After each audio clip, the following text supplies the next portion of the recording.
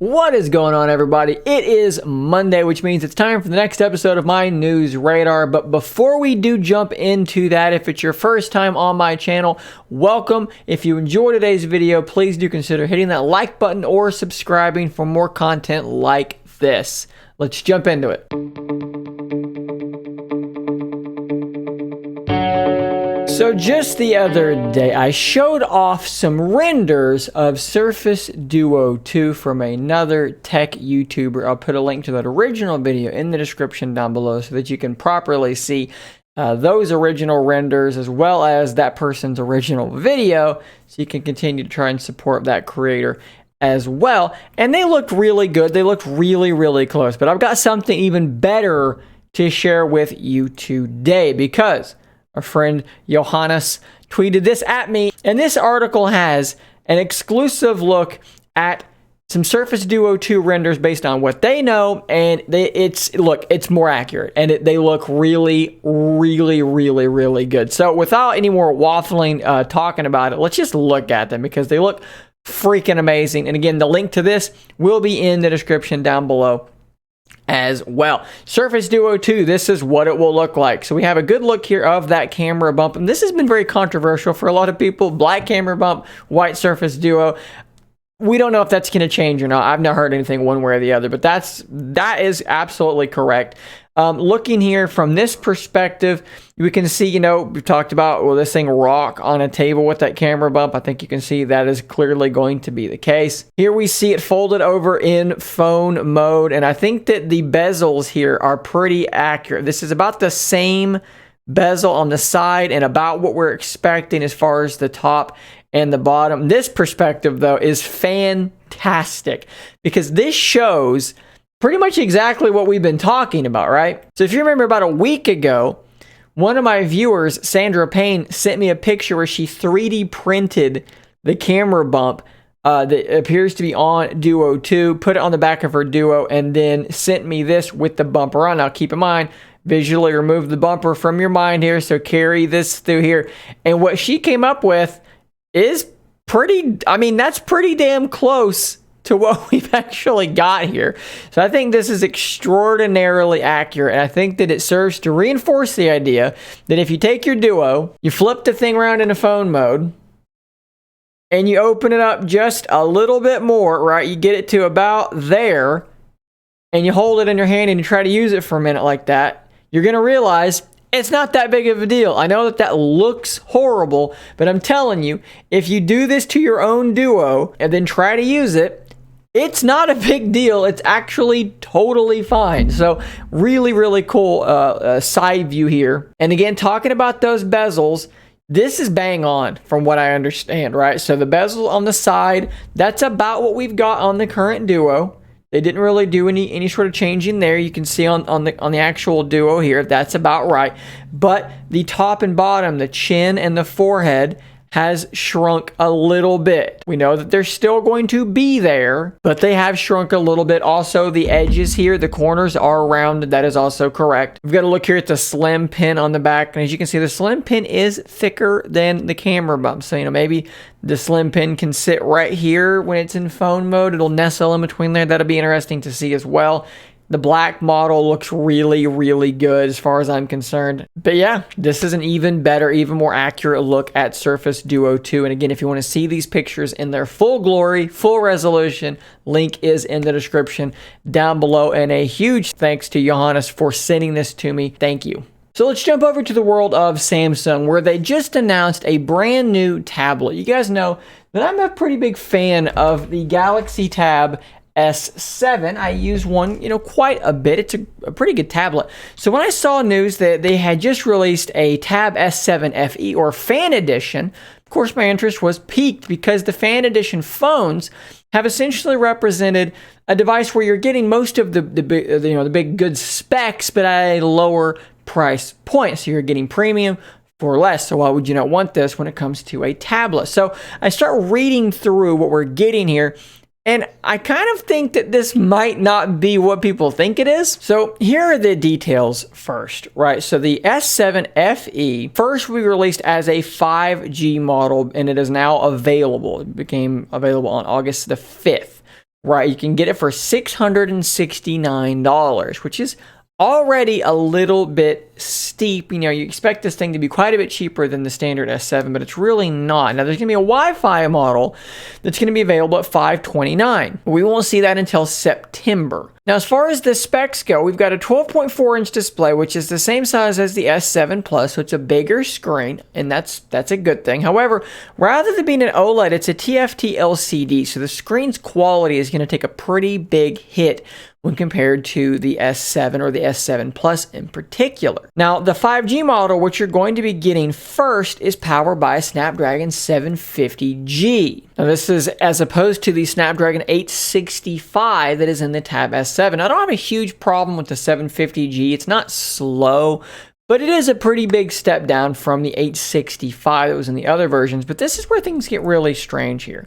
The Wi-Fi version has a Qualcomm SM7325 chipset. And now you may be saying to yourself, I don't know what that is. And you would be probably very fair to say that because no one knows what that is. That's something you're going to actually have to Google to find out. And if you do some Googling, what you'll discover is that the SM7325 chipset is actually the Snapdragon 778G. Okay, and you know this because if you scroll down here to general specifications, this may be hard to read. Can I zoom in here? Yeah, there we go. Part number SM7325. So that is what this is. It is the 778G. So why is it interesting, you say? So the 5G model is the 750G. The Wi-Fi model is the 778G. That's a faster processor. So the 5G version is more expensive, but it has a slower processor. And by not just stating that it's the 778G, I kind of feel like they're hiding this from you. You may have also noticed that the Wi-Fi version with the 778G has the 5G modem. Yet it's Wi-Fi, so the 5G is disabled. So why would they not just use the 778G in both models? Why does the 5G version have a slower processor than the Wi-Fi version, and the Wi-Fi version can technically do 5G if it weren't disabled? Something very strange is going on here. We also need to mention that it's 4 gigs of RAM, 64 gigs of storage, so both of those suck. So the S7 standard, 6 gigs of RAM and 8 gigs for the Plus, and minimum you're having your storage space. But let's get back to that processor thing because it is really strange. This is a comparison between the two. So the 778G is just better across the board. Single core is better, battery life is better. It's a better processor and it has 5G. So what appears to be going on here is this is probably related to the chip shortage, and I'm guessing that they had some 750Gs laying around. So that's why the 5G model is for sale first, right? And it's the one most people are going to want because most people want that 5G as an option. So they're going to sell through these first until they can get their hands on the better 778G, or maybe it's just a sourcing concern. They can't get enough of one or the other, so they're doing a little bit of both. But at any rate, it's really strange because you really are buying an inferior product for more money. I think your money will probably be better spent simply buying a Tab S7 on sale somewhere because it's going to be relatively similar in price as well. I'm not sure that this is a very good product. And kudos to Maxwell here for linking me to a video from a friend of the channel, Tech Odyssey, who just did a full-on rant about this. I'll put a link to his video in the description down below as well because Adam, as usual, has done a very good job here kind of diving a bit deeper into this strange story. But until then, maybe don't buy the Tab S7 FE until you have all the information. And the last story of the day is a rather strange story. This is coming from 9to5 Mac, and we're just going to read the story. I'm not really going to dive too deep into giving my opinion on this because I think we're really far out from really being able to speak about this in a knowledgeable way. So I'm going to present to you what we know in this moment, and conversation can happen from there. Hopefully fair discourse can occur from there. In internal memo, Apple addresses concerns around the new photo scanning features, doubles down on the need to protect children. Okay, we're already into weird territory for a tech channel, but here we go. Apple yesterday officially announced a range of new features coming later this year dubbed expanded protections for children.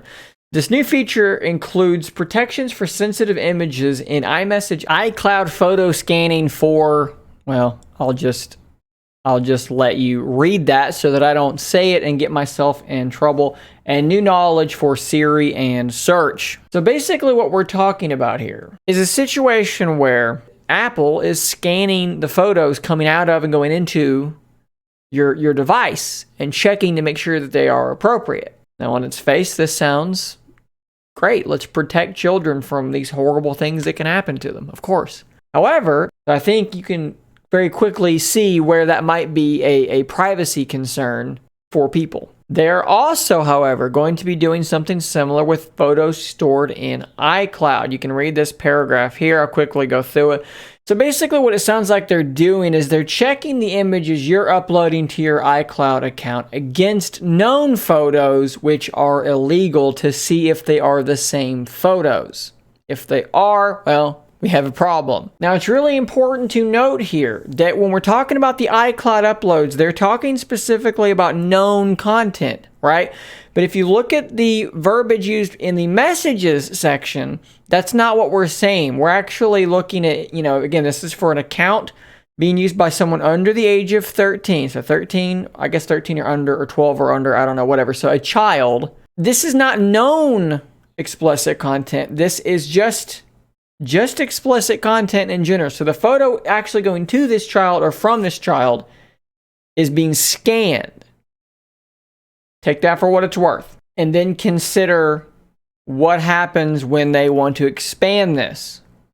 Not saying that they're going to, but it's important to think about these things when you give anyone an incredibly powerful tool and you say, yes, you can use it for this thing.